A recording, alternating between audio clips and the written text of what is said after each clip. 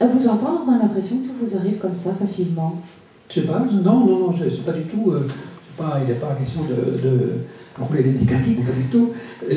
C'est vrai que des fois, on peut être surpris quand même de certaines choses, parce que bon, ça va pas chercher très loin. Mais pour moi, j'ai encore dit que ça me semblait évident. Moi, je croyais que tout le monde savait ça, d'abord, oui. déjà. Oui. Je pensais que tout le monde le savait. Mais il s'avère que ce n'est pas du tout le cas. Il y a plein de jeunes que j'entends parler comme ça, qui pensaient que c'était un sous-français, ou je ne sais, que c'était de l'argot, qui avaient oublié, qui étaient même sur le point d'oublier que leurs parents, ou leurs propres parents, ou leurs grands-parents au minimum, parlaient le breton ou le comprenaient. Il y a 3 mots qui reviennent, que j'ai entendus très très souvent. C'est d'abord fierté. Alors je me suis posé la question pourquoi.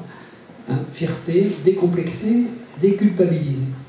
Voilà essentiellement ce que j'ai entendu. Fierté parce que finalement c'est pas mal d'être différent dans un monde un petit peu mondialisé. C'est pas si mal que ça d'avoir un peu de... une personnalité originale. Ouais, une identité aussi, c'est pas mal.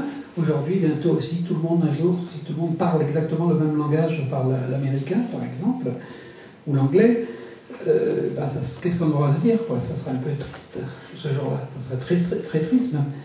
Et je crois qu'il y a cette... les gens, en fait, ils sont fiers d'avoir une différence. Et surtout de savoir d'où elle vient, cette différence. Quoi.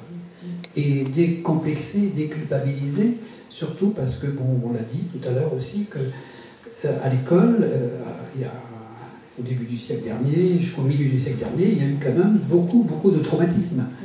Beaucoup de traumatisme. On a tellement dit aux gens que cette langue ne valait rien, qu'elle était bonne à peine pour aller garder les vaches. Oui, je crois que là, c'est une des raisons, je pense. Les 10% restants, c'était des gens qui, de toute façon, le comprenaient parce que leur personnel de maison était breton. Donc, si vous voulez, 100% des gens comprenaient le breton il y a moins d'un siècle. Après, il y a eu tout ce cheminement-là, mais donc il y avait une grosse influence, quoi, si vous voulez, qu'il n'y a pas eu dans notre région, je pense. Et surtout, et ce qui est le plus important, je crois, c'est que la langue, parce que c'est une langue, et non pas un patois, très différente du français, beaucoup plus proche de l'anglais que du français d'ailleurs, en syntaxe et conjugaison et compagnie, et rien à voir, si vous voulez, ni dans les racines, ni dans sa pratique, avec le français. Le français, c'est une langue romane, ici, on est dans une langue, une des branches celtiques, si l'on veut.